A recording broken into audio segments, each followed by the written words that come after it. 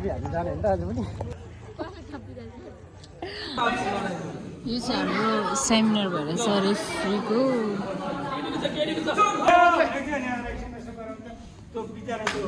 गुरु अर्को प्रश्न माग्नेको त कुनै भएन नि अर्को प्रश्न चाहिँ अब हाम्रो